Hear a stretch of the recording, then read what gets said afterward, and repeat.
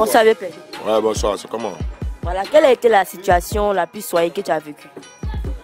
Bon, ça c'était dans les années passées à Tréjus. J'ai rencontré une fille qui se faisait appeler Aïcha. Elle m'a fait croire qu'elle venait d'une famille très riche. Donc comme moi, j'étais un débrouillard en tant que j'étais un technicien qui arrangeait les paraboles. Tu vois non?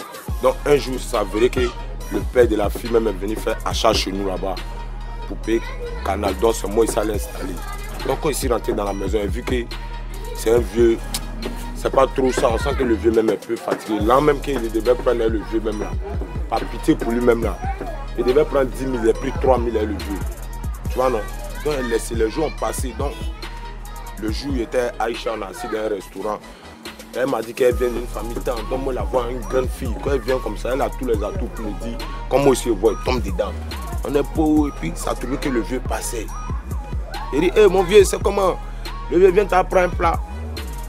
En même temps, le vieux s'approche, il dit, ah mon frère, c'est comment? Mais la fille qui est assise, elle là, tu la connais. C'est ma fille. Il dit, non, papa, tu ne peux pas me dire c'est ta fille. Ah, moi je connais où la fille est quittée.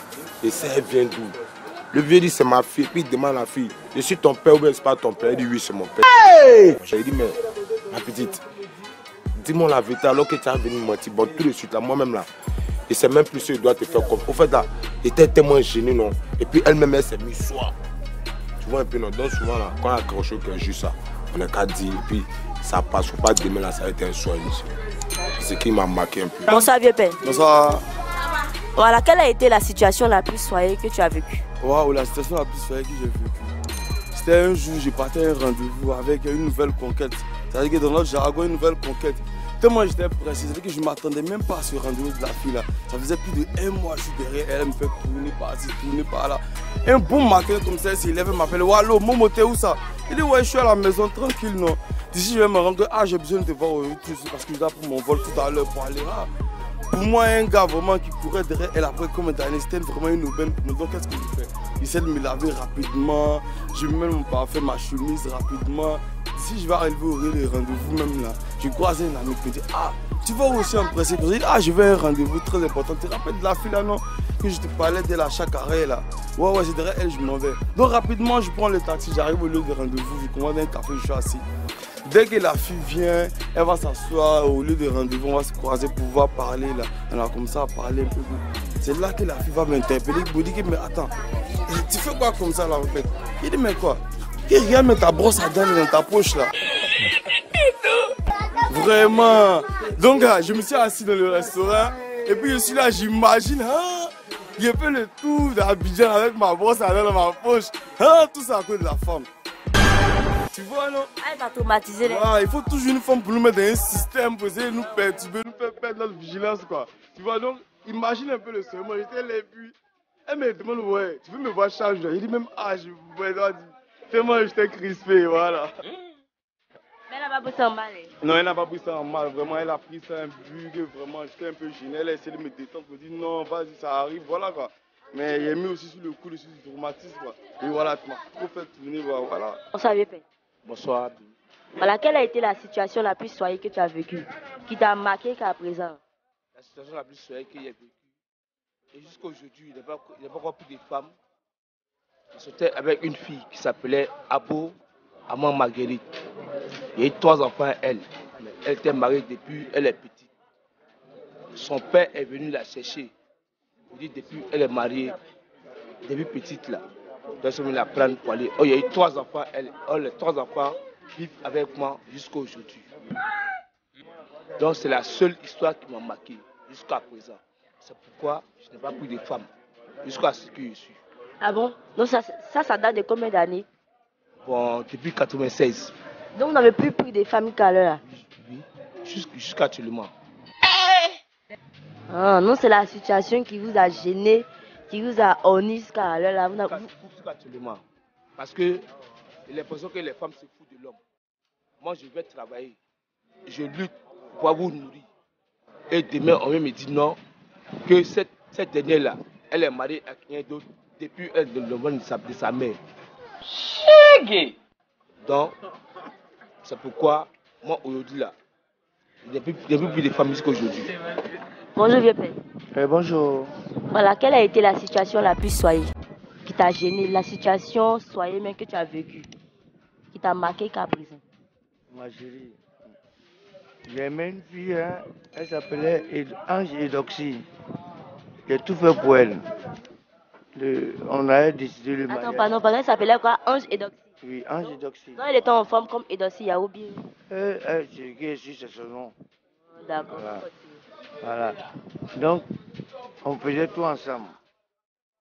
Mais le jour où décidé de la marier, on me donne rendez-vous chez son papa jusqu'à Zopé là-bas. Je m'envoie son papa, me dit, tant que lui vit là, il ne marie pas sa fille. Il est venu voir sa maman, l'argent qui a déposé chez sa maman là, il est venu reprendre. Donc depuis ce jour-là, il a coupé les ponts. Je ne suis plus femme. Non. Donc c'est la situation qui t'a soigné, qui t'a gêné qu'à présent. Ça m'a fait mal, ça m'a trop fait mal parce que toute la famille connaissait Edoxy. Il y a quoi, toi? Ça va aller. Bonjour papa. Bonjour. Voilà papa, quelle a été la situation qui t'a uni? Ouais, la situation est que moi, je suis marié. Et puis la femme là, c'est mon papa qui a marié pour moi. Donc on est ensemble. On a fait des enfants. Jusqu'à 7 enfants. 5 garçons, 2 filles.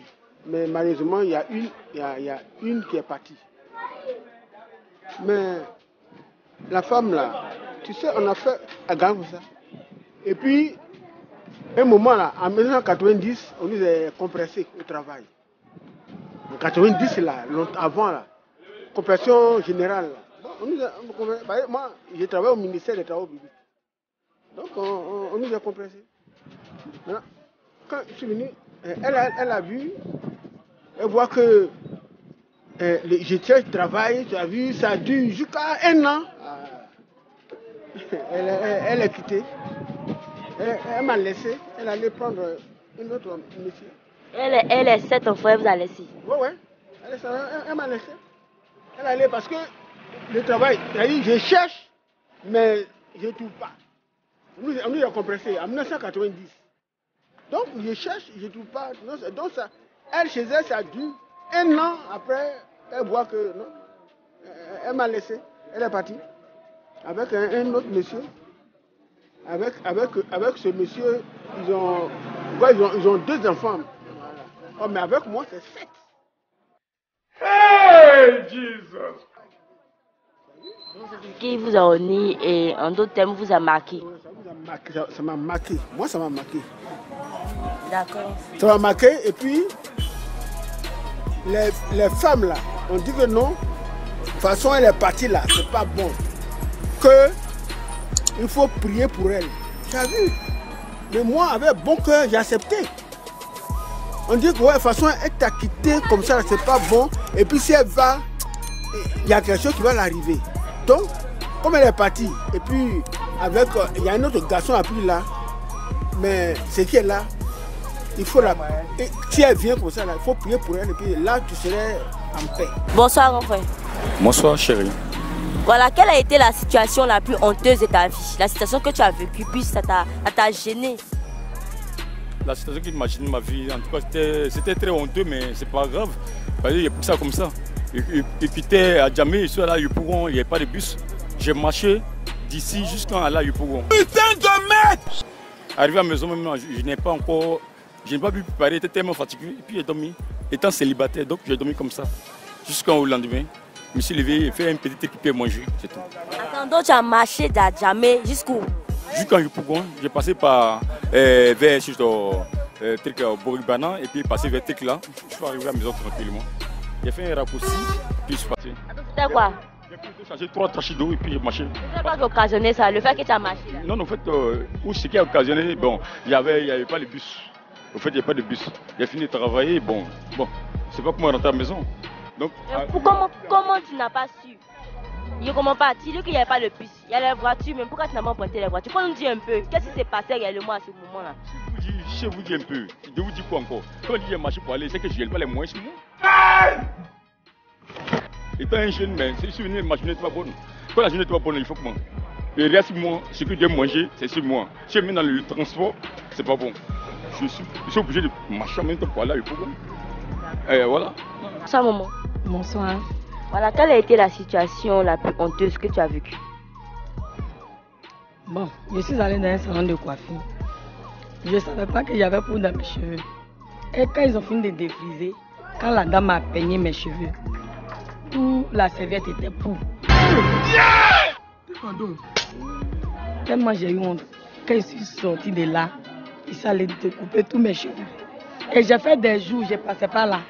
Pour ne pas qu'on puisse me reconnaître. Mais est-ce que ça a gêné les autres? En tout cas, moi, ça m'a gêné. Passer pour une grande personne comme moi, avoir pour. Et puis jusqu'à tu vas dans un salon de coiffure où il y a beaucoup d'hommes. Et puis tu te rends compte que tu as pour. Voilà ce qu'elle déposée sur serviette, tout le monde voit. Vraiment, c'était honteux. Mais après, vous avez résolu ce problème-là. Oui, oui. Bonsoir, vieux père. Bonsoir, madame. Voilà, quelle a été la situation la plus soyeuse que tu as vécue? Bon, sincèrement dit, j'ai connu une fille, je l'ai aimée, mais elle m'a négligé. Mais elle est là quand elle me voit là. Bon. Elle est un peu, quand elle me voit, elle sait même pas ce qu'elle va dire. Elle a écouté les gens, et puis elle a vu que ce qu'elle a écouté, c'est pas ça. C'est le contraire. Donc elle est là. Quand elle me voit, c'est comme si elle va mourir. Mais moi, je ne fais rien avec elle. Il regarde devant. Il met devant seulement. Quand il la voit, il fait comme s'il la voit pas. Mais elle, quand elle me voit, elle ne fait que me regarder seulement. Elle veut revenir. Voilà, elle veut revenir, mais moi, j'ai déjà changé la vie. Donc c'est la situation qui t'a honni. Le fait qu'elle t'ait laissé parce que tu n'avais rien. Oui. Maintenant, aujourd'hui, quand elle me voit, elle voit qu'elle a tort. Donc moi, il ne fait rien avec elle encore.